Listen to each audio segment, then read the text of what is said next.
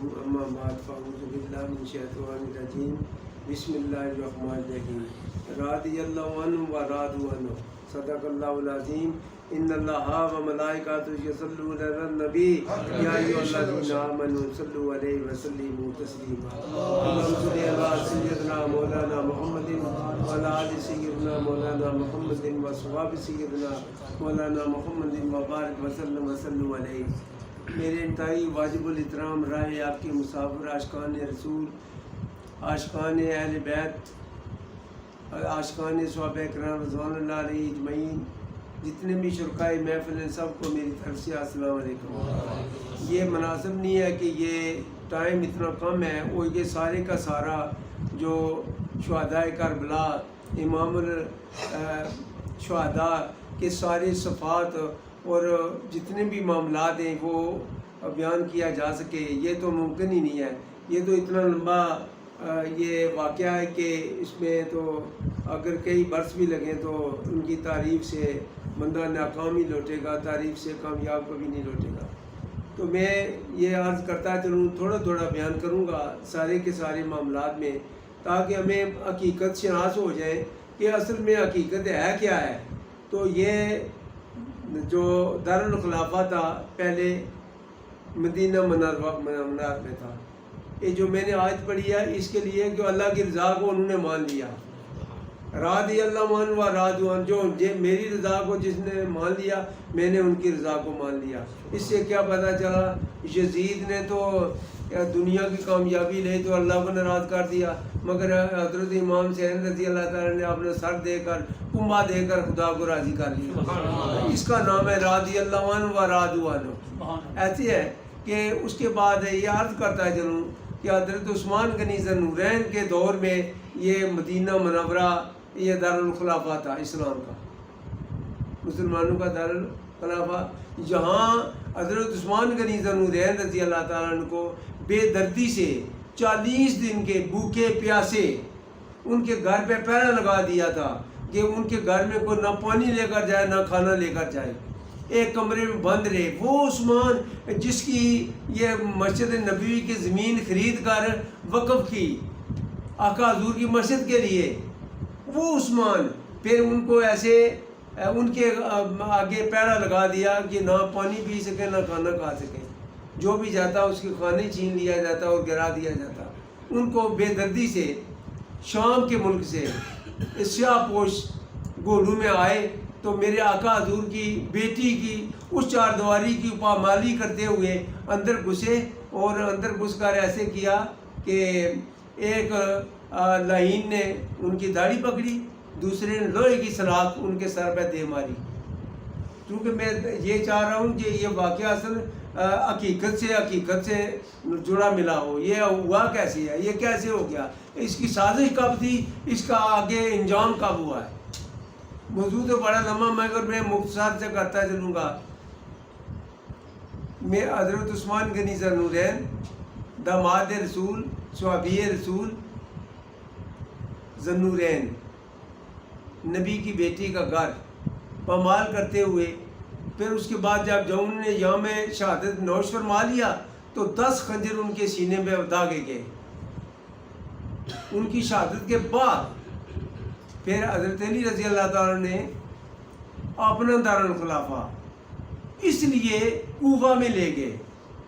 یہ مولوی سے پوچھیں تو شاید ان کو نہ یہ پتا ہو کہ وہ کیا، ان کو تو ایک ہی بات ہے کہ ہم نے ختم کیسے پڑھنا ہے تو کیا کرنا ہے. تو کوفہ میں لے گئے. اس کا مطلب یہ تھا کہ میرے آقا حضور کے شہر میں کوئی قتل عام نہ ہو، شہر کی گستاخی نہ ہو، غیر بے ادبی نہ بے حرمتی نہ ہو. اس لیے انہوں نے حضرت علی رضی اللہ تعالیٰ نے دارالخلافہ کوفہ میں لے گئے. جب حضرت امام حسن حسین رضی اللہ تعالیٰ عنہ کوفے میں تیار ہوئے، صحابہ کرام رضوان اللہ علیہ اجمعین ہاتھ باندھ کر عرض کرتے ہیں اے امام الانبیاء، اے امام الشہداء، اے اہل بیت، یہ کوفے نہ جائیں. ان لوگوں کی وفا پہ ہمیں کوئی اعتماد نہیں ہے، آپ نہ جائیں. تو 12 من منع کرتے رہے. مگر یہ بات پہلے سے طے شدہ تھی. مائی فاطمہ الزہرا، فاطمہ بطول رضی اللہ تعالیٰ عنہ، یہ ان کے دور سے یہ پہلے سے بات طے شدہ ہو چکی تھی. انہوں نے کہا میں تو یہ جانا ہی جانا. جب چلے گئے تو وہاں جا کر میدان کربلا میں جب پہنچے تو وہاں قدم رک گئے. پچھلے جمعے میں تو مولوی صاحب یہ کہہ رہے تھے کہ وہ رات گھومتے رہے تو صبح دیکھا پھر وہیں تھے، پھر رات گھومتے رہے پھر صبح دیکھا وہیں. جو راستہ بتانے والے کو بھول کیسے سکتے ہیں؟ وہ مولوی صاحب اگر تمہارا عقل کام کرتا، وہ تو رہنما ہیں دین کے، نبی کے پاس نوازہ رسول ہیں، وہ دین کے رہنما ہیں. تو یہ کیسے ہو سکتا ہے؟ یہ کیا کر رہے ہو؟ وہ ایسے رہا، وہاں قدم ٹھہر کے انہوں نے دیکھا کہ جو مٹی ہے وہ سرخ ہو گئی ہے، میرا یہ ٹھکانا ہے. تو 9 دن تک بھوسے پیاسے دریا میں، نہر میں پہرا لگا دیا، اہل بیت میں سے کوئی پانی نہ پی لے. یہ دیکھیں، جو شہادت ایک الگ بات ہے، جو ظلم ہے وہ یہ ہے، انتہا کی ظلم، جس کی تاریخ باب آدم علیہ السلام سے لے کر آج تک اس تاریخ، کوئی تاریخ ہے نہیں ہے جو اتنا ظلم ہوا ہو. معصوم بچوں کو علی اصغر علیہ السلام بھی کہتے ہیں تو کوئی عرض نہیں ہے، ان کو پیش کیا کہ معصوم بچہ 6 ماہ کا یہ پیاس میں بلک رہا ہے، اگر اے ظالمو ان کو اگر ایک گھونٹ پیاسا پانی کا دے دیں تو آگے سے تیر لگایا تو ہلک سے پار ہو گیا. دیکھیں ہوا کیا. پھر وہ ایک لاش نہیں 72 لاشیں امام حسین رضی اللہ تعالیٰ نے اٹھائی، جگہ بعد دیگرے اپنی اولاد کی وہ لاشیں اٹھا کر کیمپو میں رکھا، اپنی جگہ پہ رکھا، بے یارو بے کفن بے گور لاشیں میدان کربلا میں اس تک گرم سخت یعنی اس ریت میں پڑی رہی. اس کے بعد ایسے ہوا کہ حضرت امام حسین رضی اللہ تعالیٰ کا سر مبارک لے کر تو پاک دامنوں کا، پاک دامنہ جو مائیاں تھیں ان کو لے کر دمشق کے راستے میں، شام کا درخلافہ تھا، اس کے راستے میں یزید کے دربار میں پیش کرنا تھا. جب دمشق کے شام کے ملک کے شام سے دمشق کے راستے میں جب گزرنے لگے تو یہ شور و گل تھا کہ یہ باغیوں کو جو ہے یہ حراست میں لے کر یزید کی دربار میں پیش کیا جائے گا. تو سارے لوگوں کو یہ نہیں پتا تھا یہ اہل بیت کی لاشیں جا رہی ہیں، اہل بیت کی یہ قیدی جا رہے ہیں. تو سارے کے سارے مکانوں چھتوں پہ دیکھ رہے تھے کہ یہ باغی جا رہے ہیں. کون؟ جو اللہ کے رسول صلی اللہ علیہ وسلم کی گود میں کھیلنے والے، کندو میں کھیلنے والے، فاطمہ الزہرا کے فرزند، ان کو قیدی بنا کر تو باغی قرار دے کر وہاں سے گزر رہے تھے. جب ایک مائی جن کا نام فضہ تھا، وہ ابش کی رہنے والی ابشم تھی. یہ امشی تو لے گئے ہمارے، جو ہم نے خریدنا تھا وہ تو ابش والے لے گئے لوٹ کر.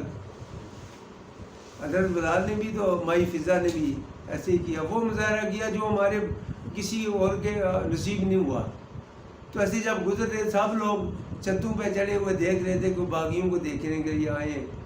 تو جب مائی فضہ نے دیکھا نیچے اتری تو انہوں نے کہا کہ یہ کون باغی ہیں؟ انہوں نے کہا کہ یزید کی حکومت کے باغی ہیں، تو ان کو یزید کی دربار میں پیش کیا جائے گا.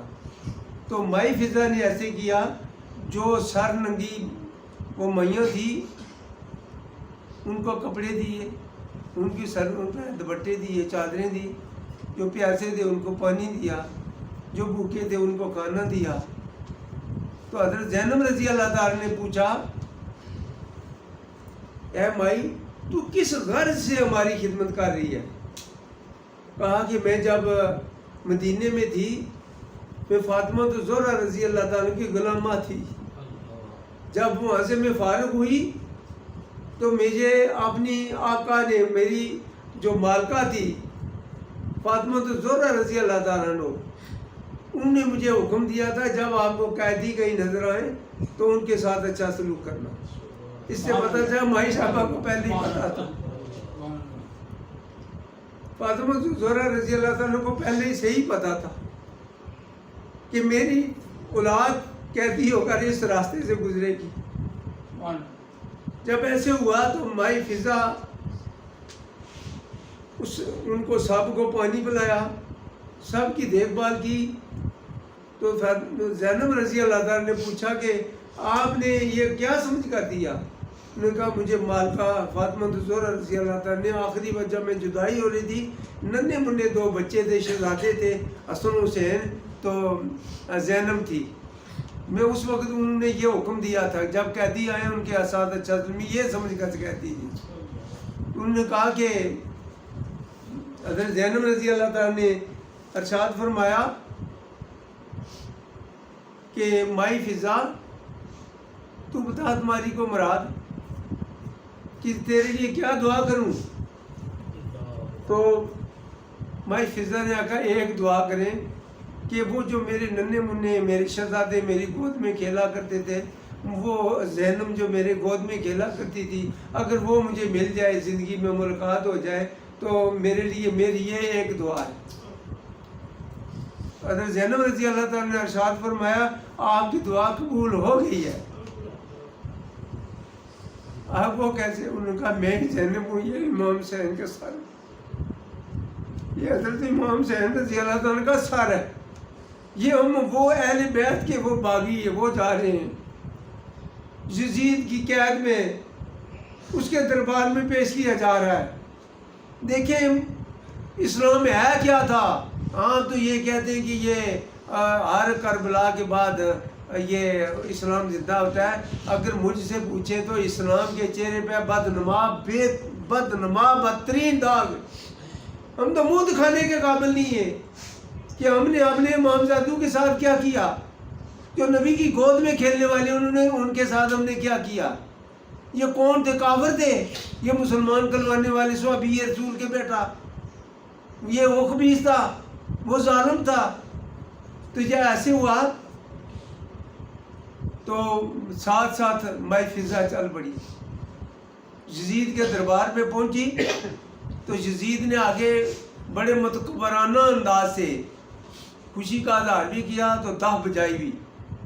اس کے بعد کہا کہ دیکھیں آپ اپنی انجام کو پہنچے کہ جو اہل بیت کی شان کے خلاف باتیں تھی وہ جب یزید نے کہی تو مائی فضا کھڑی ہوئی تو کہا کہ اے لعین، اے ظالم، یہ اہل بیت کے ساتھ یہ گستاخی کی بات کر رہا ہے۔ تو یزید نے کہا کہ یہ کون میرے دربار کی توہین کرنے والی؟ سپاہیوں اپنے فوجیوں کو اشارہ کیا کہ یہ کون جو میرے دربار میں گستاخی کر رہی ہے۔ تو جب ایسے ہوا کہ انہوں نے میانے سے تلوار نکالنے کی کوشش کی تو مائی فضا کے علاقے کے لوگ، وہ جو حبش کے رہنے والے تھے، حبشی سپاہی، انہوں نے اپنی تلواریں نکال لی۔ انہوں نے کہا اگر مائی صاحب ہماری مائی ہے، ہمارے علاقے کی، اگر اس کی کسی نے توہین کی تو ہم ان کا سر کاٹنے سے کبھی دریغ نہیں کریں گے۔ کہاں کہا؟ یزید کے دربار میں کھڑی ہو کر مائی نے ایک جرأت مندانہ، دلیرانہ، ایماندارانہ مظاہرہ کیا۔ میں دعا کرتا ہوں مائی فضا کے قدموں کی صدقہ میں معاف فرما دے۔ یا اللہ اس مائی اس محبت کا صدقہ ہمیں معاف فرما دے۔ جب ایسے ہوا تو سب نے تلواریں نکالی، اگر مائی کی کسی نے توہین کی تو ہماری تلواریں ان سب لوگوں کی گردنیں کاٹ دیں گی۔ مائی فاطمہ، مائی زینب رضی اللہ تعالیٰ نے اپنے نانا جی مدینے کی طرف منہ کرتے ہوئے آواز دیا ہے نانا آپ کی بیٹی کے لیے کسی نے تلوار نہیں نکالی، کوئی کھڑا نہیں ہوگا اس میدان میں۔ ایک فضا مائی حبش کی رہنے والی ایک بوڑھی، اس کے لیے سینکڑوں تلواریں نکلی ہیں، آپ کی بیٹی کے لیے کسی نے کچھ نہیں کیا۔ یہ دیکھیں تھوڑا سا یہ جو آپ کر رہے ہیں، افسوس سے یہ کہنا پڑتا ہے جو کام یزید نے کیا ہے وہ کرتے ہوئے آپ خون ریزی کرنا، خون مارنا، یہ تو یزید نے کیا تھا۔ ہم محبت رسول کا دعوی رکھنے والے، اہل بیت سے محبت کا دعوے دار رکھنے والے وہی کام ہم کر رہے ہیں، جو اس نے دف بچائی تھی وہ ہم بھی کر رہے ہیں۔ ہم بات کیا بنی کہ ان معصوم کی شادی کر رہے ہیں۔ بھائی شادی، شہید کی شادی تو اس جگہ پہ تو نہیں ہوگی، وہ تو انہوں کے ساتھ ہوگی۔ دین کو کیوں تروڑ مروڑ کر بیان کر رہے ہو؟ اس کی حقیقت کو کیوں نہیں واضح کر رہے؟ وہ حقیقت کیا تھی، اس میں بات اصل میں کیا تھی؟ تو وہ ہم ایسے کریں کہ وہ لباس پہنے جو اہل بیت سے محبت کرتے ہیں، جو محبت کرنے والے لوگ تھے، ان کو 10 محرم میں انہوں نے روزہ رکھا ہے شان اہل بیت کے لیے، شہداء کربلا کے لیے انہوں نے روزے رکھے، چاہے جتنا چاہے ہمیں پیاس ستا لے، چاہے جتنی مرضی بھوک ستا لے، ہم امام حسین کے ساتھ ہیں۔ ہم آج روزہ رکھیں گے، یہ روزہ ہم اپنے شہداء امام حضرت امام حسین رضی اللہ تعالیٰ کی، ان کے اہل بیت جتنے بھی ہیں شہداء کربلا کی خدمت میں حاضرہ تحفہ پیش کریں گے۔ یہ ہے محبت۔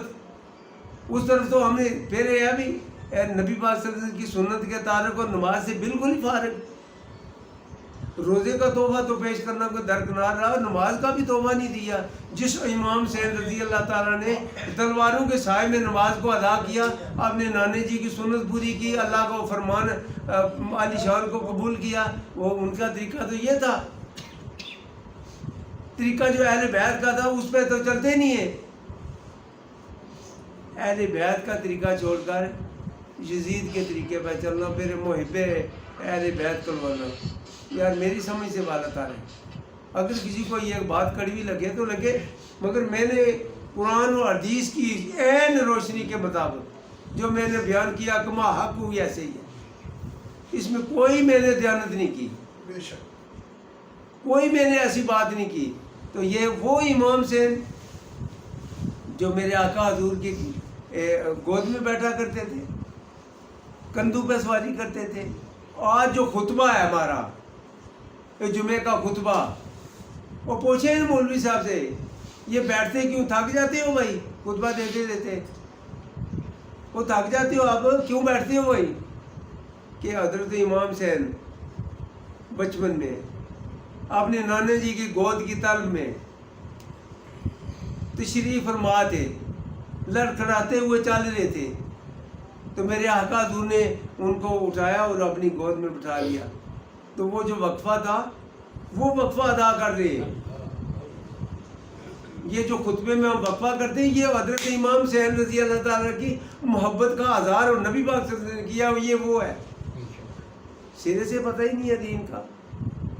چمن جو ہے صورت یاد کر لی ختم شریف کے لیے، تو یہ نہیں پتا کہ ہم جو ختم کھا رہے ہیں چرسی کے گھر سے کھا رہے ہیں، راشی کے سودخار سے گھر کھا رہے ہیں، آگے شریف لکھنے سے حلال ہو گیا۔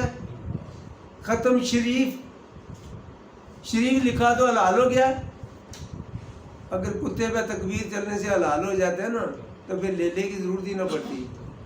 ایسے نہیں ہوا کرتا۔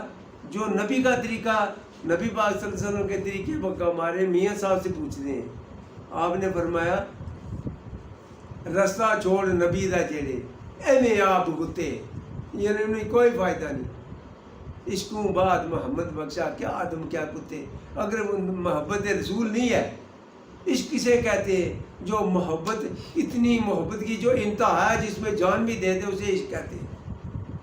ہے جی یہ عاشق لوگ ہیں جی، عاشق تو دیوانہ ہوتا ہے، یہ ہوتا ہے۔ بات دیوانہ ہو تو پھر جان بچائے، سر تو نہ دیں۔ انہوں نے سر دیا ہے، اللہ کی رضا حاصل کر لی، اس نے دنیا حاصل کر لی تو لعنت لے لی۔ یزید نے دنیا کی کامیابی حاصل کی اور لعنت لے لی، تو حضرت امام حسین نے سر دے کر اپنے کنبے کو قربان کرتے ہوئے اللہ کی رضا حاصل کر لی۔ تو آج تک نام زندہ تو ان کا ہونا چاہیے جو کامیابی جس نے لی ہے، مگر اس کو لعنت پڑ رہی ہے، بار بار لعنت پڑتی رہے گی، قیامت بھی لعنت ہی پڑے گی۔ تو میں حضرت علی رضی اللہ تعالیٰ کا ایک واقعہ عرض کرتا چلوں ساتھ ہی۔ ایک دفعہ حضرت عمر فاروق رضی اللہ تعالیٰ یہ کہتے ہیں صحابہ کرام تو ان سے یہ کوئی ایسی بات نہیں ہے، دیکھیں ان کا آپس میں کیسا رشتہ تھا۔ حضرت عمر فاروق بڑے پریشان حال بیٹھے تھے. اتنے میں حضرت علی رضی اللہ تعالیٰ عنہ ارشاد فرما آئے. انہوں نے پوچھا کہ اے عمر آپ پریشان نظر آتے ہیں, وجہ کیا ہے؟ انہوں نے کہا کہ حضرت حذیفہ میرے آقا حضور کے بڑی منظور نظر تھے. حضرت حذیفہ تشریف لائے, انہوں نے کچھ 4 باتیں کی ہیں تو میں ان کی وجہ سے پریشان. حذیفہ کو کیا ہوا, یہ پاگل ہو گیا؟ انہوں نے کیا کہا, اسے کیا پتہ جی کیا علم علی کے بارے میں ناطق قرآن ویسے نہیں لوگ کہتے تھے. یہ اس میں وجہ کیا ہے؟ کہا کہ یہ تم نے بات کی ہے کہ جو میرے پاس ہے وہ تو اللہ کے پاس بھی نہیں ہے. یہ بات کی کس نے؟ حضرت حذیفہ رضی اللہ تعالیٰ نے. جو میرے پاس ہے وہ تو اللہ کے پاس بھی نہیں. یہ دیکھیں, آپ مانتے ہیں اس بات کو؟ آپ مانے کافر ہو جائیں. آپ مانے, ان سب میں سے کوئی ایک بھی مانے گا تو کافر ہو جائے گا. انہوں نے کہا یہ کہ حضرت علی رضی اللہ تعالیٰ نے ارشاد فرمایا سچ کا, تسلیم کر لیا, سچ کا. حذیفہ نے سچ کا. دوسرا یہ فرمایا کہ جو میں کر سکتا ہوں وہ تو خدا بھی نہیں کر سکتا. تو یہ بات ایک بڑی پریشان ہے. یہ دیکھیں یہ کیا کہا انہوں نے. تو آپ نے فرمایا کہ یہ تو سچ ہی کہا. تیسری بات کی کہ میں فتنے کو پسند کرتا ہوں, فتنے سے پیار بھی کرتا ہوں. یہ بات انہوں نے کیا دی, حضرت حذیفہ رضی اللہ تعالیٰ نے یہ بات کی ہے. تو یہ بھی تسلیم کر لی حضرت علی رضی اللہ تعالیٰ نے, یہ بھی میں نے, انہوں نے سب سچ کہا. اگر آپ بات مانیں تو کافر ہو جائیں. مگر پاک پلیت نہ ہوندے توڑے رہندے وچ پلیتی وہ صاحب نظر تھے, جاننے والے. تو مقام لاہوت کے بادشاہ تھے وہ. انہوں نے اس کی وضاحت کیا کی کہ میں فتنے کو پسند کرتا ہوں, تو فتنے کو پسند بھی کرتا ہوں, فتنے سے پیار بھی کرتا ہوں. انہوں نے کہا یہ کیسے کہا دیا آپ نے, اس کی کیا بات؟ انہوں نے کیا, اللہ تبارک تعالیٰ نے کہا مال اور اولاد تمہارے لیے فتنہ. تو اولاد سے ہم پیار بھی کرتے ہیں, تو یہ اولاد کو پسند بھی کرتے ہیں, اولاد مانگتے بھی ہیں اللہ سے. بات ٹھیک ہوئی, سمجھ آئی بات کی کہ اولاد مال اور اولاد تمہارے لیے فتنہ ہے, تو اولاد سے ہم پیار بھی کرتے ہیں, تو اولاد مانگتے بھی ہیں اللہ سے. پیار کرتے ہیں یا نہیں کرتے؟ یہ تو حضرت علی رضی اللہ نے سچ کہا, حضرت حذیفہ نے تو سچ کہا. اچھا تو یہ بات کیسے کہہ دی جو میرے پاس ہے وہ تو خدا کے پاس بھی نہیں ہے؟ انہوں نے کہا یار یہ بھی بات بتا دیں. ہاں جی یہ کیا بات ہوئی, جو اللہ کے پاس نہیں ہے تو ان کے پاس ہے, وہ کیسے آ گئی؟ انہوں نے کہا میری بیوی اور بچے, اللہ کے تو بیوی تو بچے نہیں ہیں. اللہ تو اس بات سے پاک ہے, اللہ اس بات سے پاک ہے. میرے تو بیوی بچے ہیں تو اللہ کے بیوی بچے تو نہیں ہیں. اچھا یہ کیسی بات ہے کہ جو میں کر سکتا ہوں وہ اللہ نہیں کر سکتا؟ انہوں نے کہا میں تو اللہ سے بھیک مانگتا ہوں, اللہ تو بھیک مانگنے والا نہیں ہے. ہم دعا کر سکتے ہیں, اللہ تو کسی کے آگے دعا نہیں کرے گا. یہاں بھی جاہل مرید میرے باتیں تھے, آپ کی دعا اور اللہ کی دعا چاہیے. اور یار یہ بات کہنے سے اللہ مانگنے والا نہیں ہے, دعا مانگنے والا ہے. ہم مانگنے والے ہیں, وہ دینے والا ہے. یہ کہیں کہ اللہ نہیں دعا چاہیے, اور دعا تو مانگنے والے کو کہتے ہیں. یہ دعا ہے, دعا پکارنے کو کہتے ہیں, کسی دوسرے سے مانگنا. یہ اللہ کی شان کے ہی خلاف ہے. تو ہم دعا کرنے والے ہیں, دعا اللہ تو دعا نہیں کرنے والا. جو ہم کر سکتے ہیں وہ اللہ تو نہیں کرے گا. یہ بات ہی اس کی تشریح. یہ میں سلام کرتا ہوں حضرت علی رضی اللہ تعالیٰ عنہ اس شان اور علم کے لیے کو, جنہوں نے یہ ساری معرفت کے اصول, گرامر کے اصول, صرف و نحو کے اصول یہ انہوں نے سکھائے.